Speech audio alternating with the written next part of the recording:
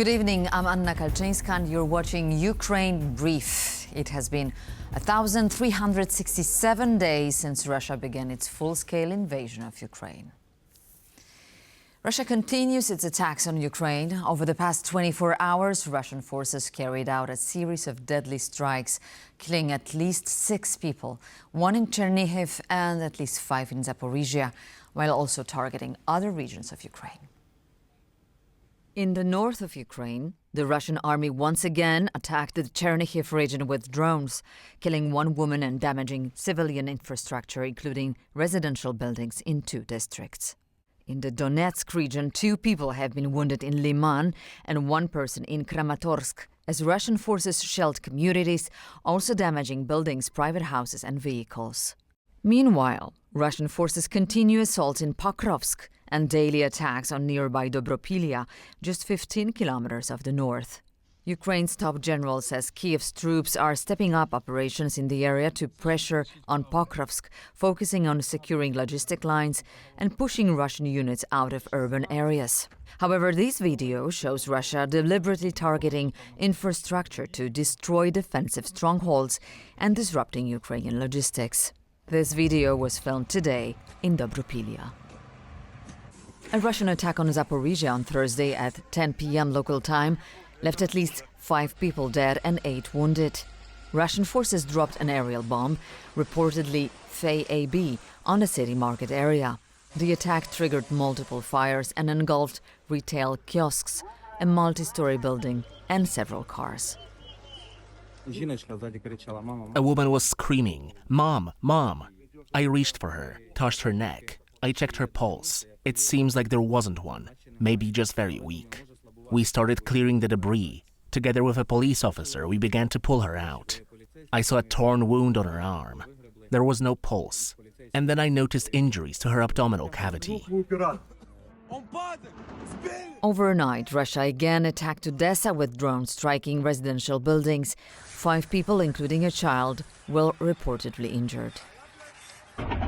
This is one of the moments where a Shahed-type drone fell after being shot down.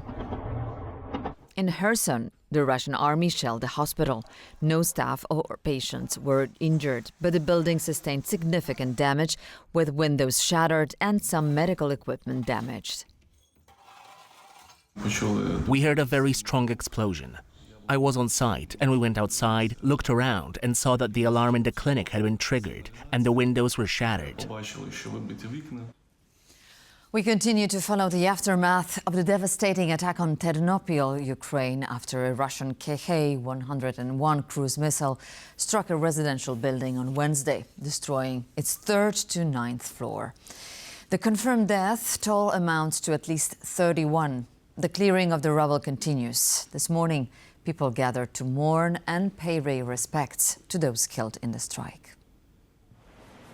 Flowers, candles, stuffed animals and a balloon in Ukrainian national colors lay at the memorial where mourners gather in silence to honor the victims of the attack. People were killed in their own homes, some likely asleep in their own beds. Rescue workers continue digging through the rubble, and as of today, 13 people are still reported to be missing.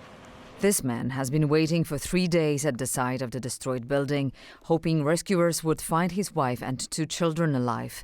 But the miracle never came. His wife, their 1.5-year-old son, and their 6-year-old daughter were killed by the Russian missile.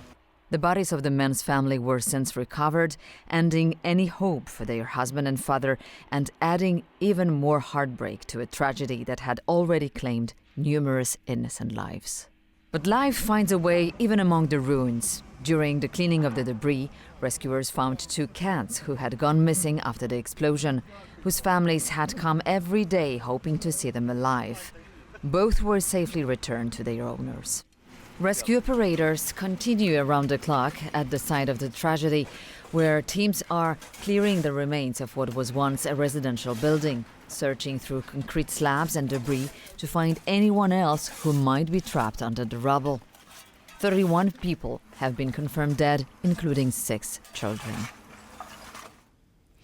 On Friday, Ukraine is marking the Day of Dignity and Freedom. a solemn reminder of the price the country has paid for its independence and is still paying. President Volodymyr Zelensky and First Lady Olena Zelenska today honored the memory of those killed during the Revolution of Dignity and the heroes of the Heavenly Hundred. Zelensky said this day symbolizes the courage of all Ukrainians who have fought for a free and dignified state, adding that defending freedom is especially difficult with a neighbor like Russia. He stressed that Ukrainians refuse to give up, standing by what is right, and are changing the course of history through their resilience. The president also thanked all those who continue to fight for the country right now.